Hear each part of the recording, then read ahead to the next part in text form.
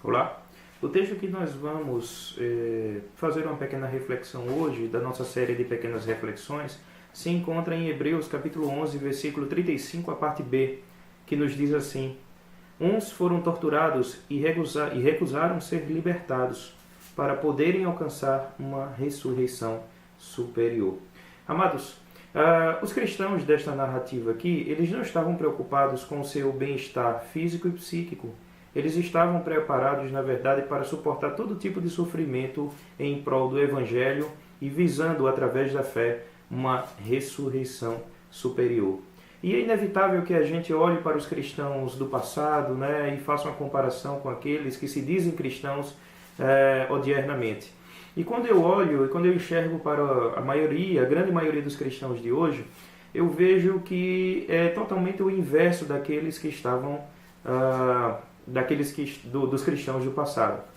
Então eu vejo, amados, que os cristãos de hoje, eles estão, na verdade, desobedecendo a uma orientação que Cristo nos deu, que se encontra lá em Mateus capítulo 6, mais especificamente no versículo 19, que diz para nós não juntarmos riquezas aqui na terra.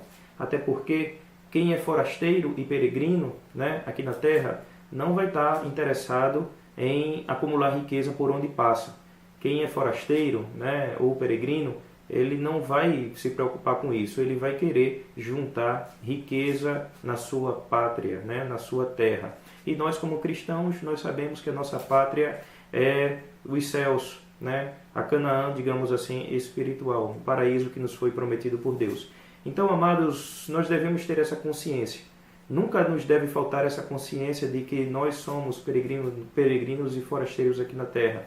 Nós devemos, amados, tão somente desejar a ressurreição superior, as coisas espirituais, as riquezas espirituais. E quando eu falo em juntar riquezas aqui na terra, logo me vem em mente que os cristãos que assim procedem, eles estão não apenas desobedecendo, né, a orientação explícita, como eu já falei anteriormente, mas eles também estão cavando o próprio buraco. Eles estão caindo numa armadilha. E não é apenas uma armadilha simples, é uma armadilha dupla, digamos assim.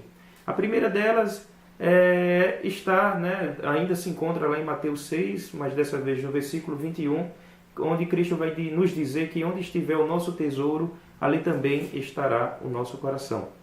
Então, amados, percebam que paulatinamente, à medida que nós vamos construindo, né, vamos adquirindo, vamos aumentando as nossas posses aqui na terra, nós, sem nos darmos conta, muitas vezes caímos nessa armadilha de tirar o nosso tesouro para as coisas espirituais e tão somente desejar, né, as riquezas aqui da terra. Ou seja, nós vamos vamos considerar como sendo nosso tesouro os bens aqui adquiridos.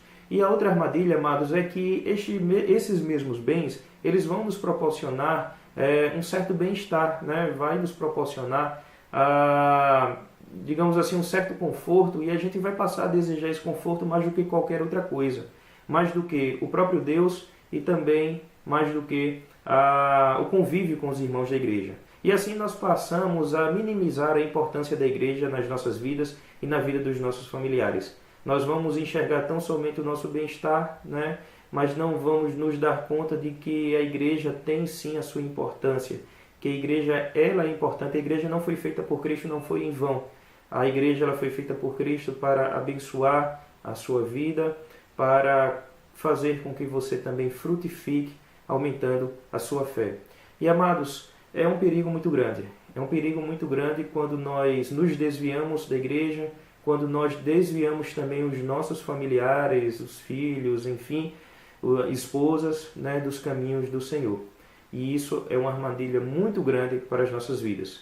Para finalizar, amados, eu gostaria de terminar com uma frase de um missionário, né, do século XIX chamado Jim Elliot.